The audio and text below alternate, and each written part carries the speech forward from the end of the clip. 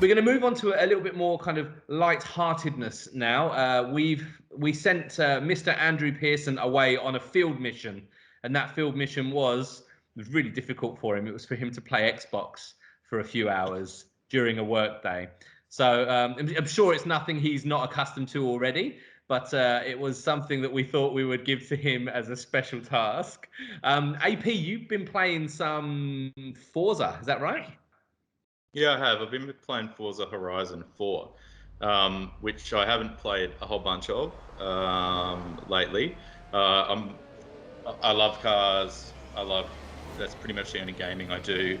I've been playing it since like Gran Turismo 1, back on PlayStation 1. So I'm more of a around the track guy. But I was happily surprised when I played Horizon 4. It is an open world environment, which is kind of new for racing games, I guess. Probably not for first-person shooters and that kind of stuff, but for racing game. I mean, the franchise has been around for a while. If you guys who are listening have played Horizon 3, it's actually based in Australia, which was pretty hilarious. And it was based on the Gold Coast, which is very close to where I live. And even the telephone boxes were the same, and the bins were the same, and the signs, like I've been there so many times in my life. What was hilarious about that was that people from overseas really thought that Byron Bay was only like a 10-minute drive to the Great Ocean Road, which is about 2,500 kilometres away. So despite that point, the new one is based in the UK. So there's some really, which is awesome. So there's lots of different things, and the new things that they brought through for this game is probably in some of the past games there's sort of had dry, wet weather. It's kind of pretty standard stuff. In Forza 7, I think they had dynamic weather, so it would rain, start raining in the race. But with Forza Horizon 4, you've actually got seasons that tick through. So you're going to, summer, spring, autumn, winter, that kind of stuff. And if you're not a car person, you probably can't conceive how difficult it is to drive the same in those conditions. So if you go into winter, you've effectively got no grip, regardless of the tyres that you put on the car. And if you need to go off-road, you need to change the ride height and all that kind of stuff.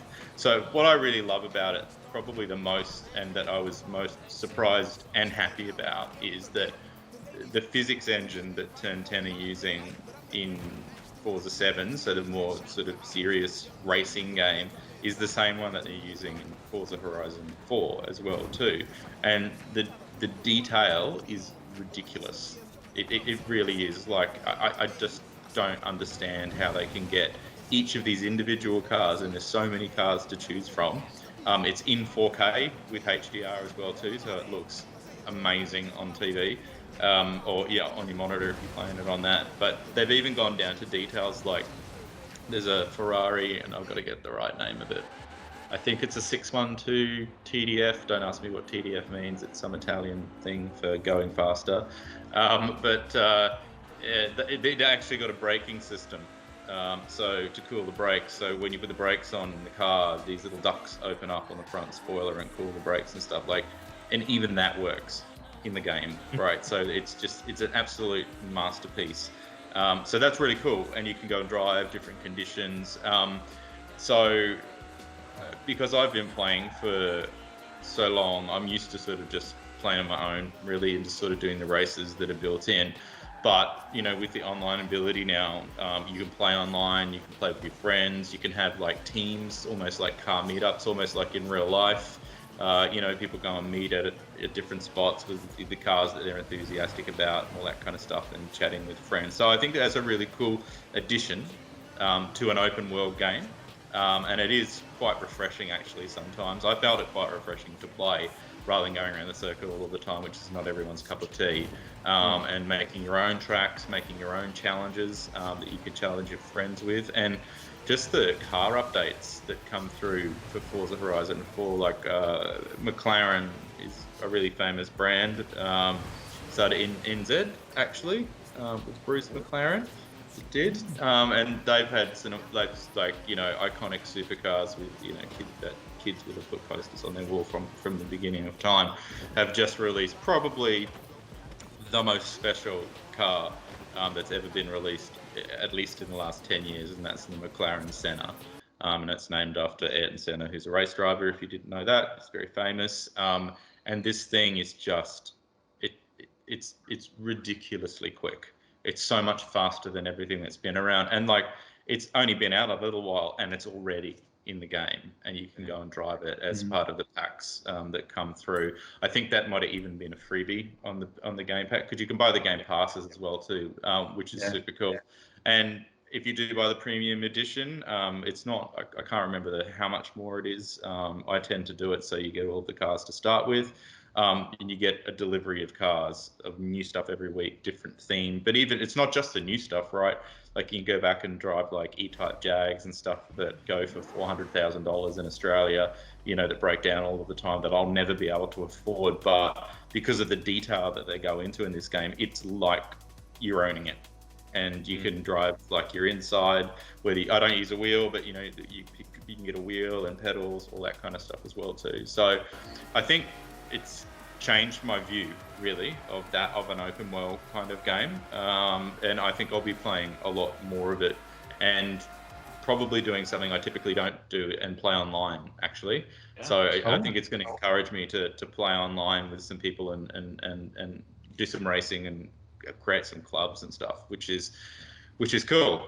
So it might be, you know, for the gamers out there who are sort of hardcore enthusiasts like me, it doesn't really matter what you're playing on or what platform it is, but you know, give it a go, and I think you'll be massively impressed. I certainly was. So do I need to rate this, Fletch, or something? Yeah. Is this I feel like this was building up. We're absolutely going to get you to rate it. I have to say, just before I ask you the question, I'm looking forward to you playing online, because one of my favorite things to do in Forza Horizon 4 is check how fast everyone's gone past the speed cameras and try to go past them faster. I love those little details.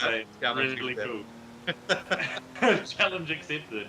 I have heard a rumor, AP, and I'm spiraling before I ask you this, but I think we have to get this out there, that you are now a more favourite son to Craig Jackson's parents than he is, because you played Forza with his dad. Yeah, I did. Yeah. And so you've just kind of muscled in and replaced him in the family hierarchy. Like, really? He said, please, can you come around and show me your ways on my projector screen so I can be a better driver? And I just went, you got to give, don't you? There we go. So now when AP goes to Adelaide, where Craig Jackson's from, he gets invited to go over for dinner, even if Craig's not there. Purely to play Forza with his No, that's good. But what rating do I need to give here? Ooh, because this is new for me. Yeah. So we did ratings based off of 3 different areas for game reviews. So we do overall gameplay, we do graphics, and then we do storytelling. So each segment gets its own rating out of 5 Ninja Cats. So it can be 1 being really bad, 5 being absolutely perfect, and then you give it a rating based out of Ninja Cats on those 3 subjects. Okay, cool. So first, overall gameplay. Yeah, gameplay overall. Okay. Probably give it. Can I give a half? Like, can I give like 3.5? Yeah, 3.5.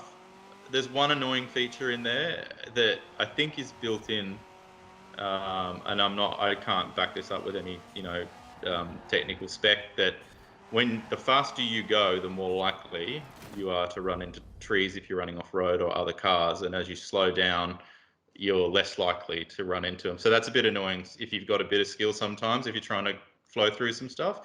Aside from that, it plays beautifully. Like it renders really quickly and all that kind of stuff. And to the next point, like the graphics, it has to get a 500,000 Ninja Cat star out of everything. Like the change between the seasons, you're driving on the same ground, but that's now covered in snow. So there's still fences that are under the ground that you can't see, and it remembers that kind of stuff, right? Like it's incredibly beautiful. It's like, it's like a piece of artwork, really. And the cars sometimes, and this is going to sound real nerdy, I just go and do like there's a Forza Vista view that you can go in, so you can just basically like walk around the car and you can take photos of the car yourself. You know, that's how lonely my life is. But you know, it would get a 5 million Ninja Cats out of 5 for that. And the last one, Steve, was storytelling. Yeah, storytelling. It's good in this game. I'm just trying to put some context around it. There's a great storyline for people, and I think I mentioned this before, but the other thing I really liked about this game is that I think it will get the younger generation, like kids, more so into the racing games, because to be honest, Forza 7, it's a fantastic game, but it's not easy. And if you haven't played racing games before, it would get real frustrating. And I think that the ability for kids to be able to play this stuff as well is really cool. So probably give it a 4, I reckon. 4 Ninja Cats out of 5 on that. Good. So yeah, great. Ninja Cats, 5 million Ninja Cats, and then just as I can. 5 million Ninja Cats. It's going to be overpopulated on the screen with Ninja Cats. That's exactly. Absolutely. If you're a racing fan, guys, and you particularly do that, check it out. It's great. It's one of the best sort of open source ones sorry, not open source, but open world ones that I've played. He had a really good tagline in there, and he didn't know that he'd said it, but he called it. He was like, "It's an absolute masterclass." And when you said that, I was like, I cannot think of a better way to describe that game, because it is absolutely stunning. It's amazing. So, an absolute masterclass. Such a solid title too. Yeah, we'll have to stream it for everyone as well, Steve, so they can all check us out on our Mixer channel. We'll stream it up.